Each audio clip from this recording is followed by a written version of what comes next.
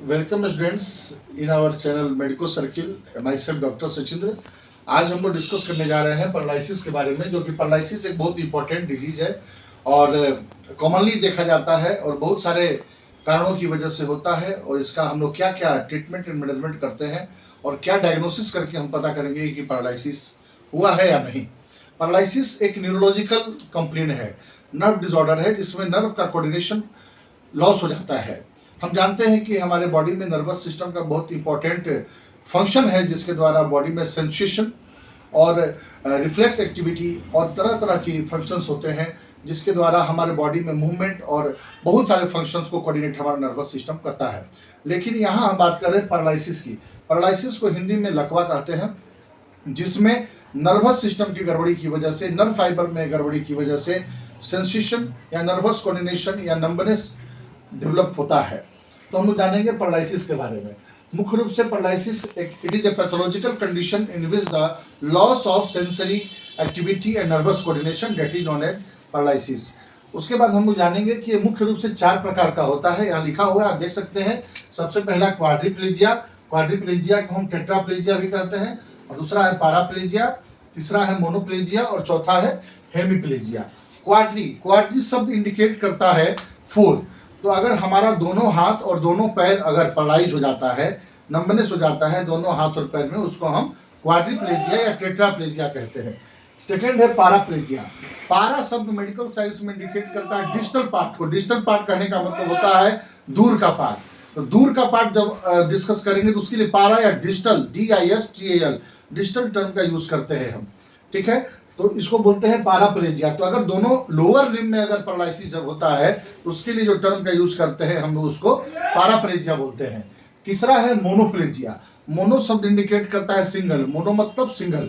अगर कोई एक हाथ या कोई एक पैर, कोई एक लिम्ब अगर जब प्रभावित होता है, दैट इज नोन एज मोनोप्लेजिया। और हेमीप्लेजिया बोलते हैं जब हाफ साइड पैरालाइज होता है बॉडी का।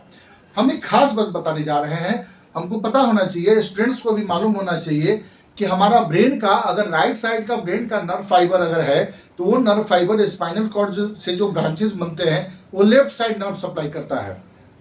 लेफ्ट साइड का नर्व फाइबर जो है हमारे बॉडी के राइट साइड के नर्व फाइबर को, नर्वस फंक्शन को कोऑर्डिनेट करता है। अगर किसी व्यक्ति को हेमीप्लेजिया की कंडीशन में अगर हम बात करते हैं, हेमीप्लेजिया कंडीशन में किसी व्यक्ति को अगर ब्रेन हेमरेज होता है, तो अगर राइट साइड ब्रेन हेमरेज हुआ है तो उसके लेफ्ट साइड का बॉडी पार्ट पैरालाइज हो जाता है। ये कैसे होता है इसके बारे में हम लोग डिस्कस करेंगे। तो यहाँ हम लोग देखें 4 टाइप। क्वाड्रिप्लेजिया जिसका नाम है टेट्राप्लेजिया, दूसरा है पैराप्लेजिया जिसमें दोनों लोअर लिम्ब प्रभावित हो रहा है, तीसरा है मोनोप्लेजिया जिसमें सिंगल लिम्ब प्रभावित हो रहा है, 1 हैंड या 1 लेग प्रभावित हो रहा है, और चौथा हो गया हेमीप्लेजिया। हेमीप्लेजिया का मतलब होता है हाफ साइड पैरालिसिस। अब इसका इटियोलॉजी के बारे में हम डिस्कस करते हैं। इटियोलॉजी अगर देखते हैं तो सबसे महत्वपूर्ण है स्ट्रोक। स्ट्रोक का मतलब होता है कि जब हमारे ब्रेन में ब्लड सप्लाई कम हो जाता है किसी कारण से, बहुत सारा वजह है, रोड ट्रैफिक एक्सीडेंट से हो सकता है, ब्लड वेसल्स के डिसऑर्डर से हो सकता है, हाइपोवोल्मिया से हो सकता है, अनेकों कंप्लेन है जिसकी वजह से अगर हमारे ब्रेन में प्रॉपर ब्लड सप्लाई नहीं होगा, हमारे ब्रेन को प्रॉपर न्यूट्रिएंट्स नहीं मिलेंगे, तो नर्वस सिस्टम हमारा काम नहीं करेगा। दूसरा हो गया spinal cord injury. Spinal cord injury की भी वजह से पैरालिसिस हो सकता है। Brain haemorrhage, high blood pressure या किसी अन्य कारण से भी ब्रेन हेमरेज हो सकता है। तो ब्रेन हेमरेज होगा, उसके कारण भी पैरालिसिस डेवलप हो सकता है। हेड इंजुरी या RTA बोलते हैं road traffic accident. Head injury होगा, उसकी वजह से भी हमारा कोई भी बॉडी पार्ट पैरालाइज हो सकता है। Over use of drugs and alcohol. Over use of drugs and alcohol, हम जानते हैं कि ड्रग्स या अल्कोहल हमारे नर्वस सिस्टम को प्रभावित करता है। कोई व्यक्ति ज़्यादा ड्रग एडिक्टेड है, ज़्यादा अल्कोहल का एडिक्शन अगर करता है, उसको भी पैरालिसिस होने का चांस ज़्यादा है। ब्रेन ट्यूमर के कंडीशन में भी हम जानते हैं कि पैरालिसिस होने का चांस रहता है।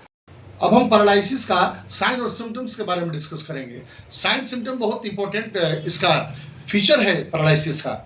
अगर हम बात करते हैं साइन सिम्टम की, तो सबसे पहला है numbness of the affected part. जिस पार्ट में पैरालिसिस होता है वो पार्ट नंब हो जाता है, यानी सुन्न हो जाता है, उसमें कोई सेंसेशन नहीं होता है। दूसरा है वीकनेस एंड इनकोऑर्डिनेशन। स्वाभाविक सी बात है कि जिस पार्ट में पैरालिसिस होगा वो पार्ट कमजोर हो जाएगा और इनकोऑर्डिनेशन भी होगा, नर्वस सिस्टम प्रॉपर फंक्शन नहीं कर रहा है।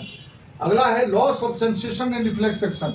हम जानते हैं कि नर्वस सिस्टम का इंपॉर्टेंट फंक्शन है सेंसेशन और रिफ्लेक्स एक्शन। तो सेंसेशन भी नहीं होगा और रिफ्लेक्स एक्शन नहीं होगा। रिफ्लेक्स एक्शन हम लोग डिस्कस किए थे। रिफ्लेक्स एक्शन ऐसा एक्शन जो कि किसी भी स्टिमुलस, किसी भी प्रभाव पड़ने पर जो हमारा नर्वस सिस्टम रिएक्ट करता है उसको हम रिफ्लेक्स एक्शन कहते हैं। मस्कुलर वीकनेस, हमको मालूम है कि नर्वस सिस्टम जो है, न्यूरोमस्कुलर जंक्शन के बारे में हम आप लोग पढ़े होंगे। नर्व सिस्टम जो है, न्यूरॉन्स जो है, नर्व फाइबर जो है वो मसल्स फाइबर से जुड़ा रहता है।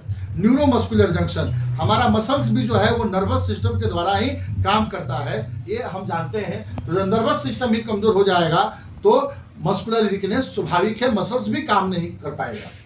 Enable to walk and talk properly, स्वाभाविक सी बात है कि इन कोऑर्डिनेशन की जब बात आ गई पैरालिसिस में तो वो पेशेंट वॉक भी नहीं कर पाएगा प्रॉपर और टॉक भी नहीं कर पाएगा। अब पैरालिसिस का इटियोलॉजी हो गया, टाइप्स हो गया, क्लिनिकल फीचर हो गया। अगर हम इसके पैथोजेनेसिस की बात करते हैं तो पैथोजेनेसिस में क्या होता है कि डिजीज कैसे हुआ।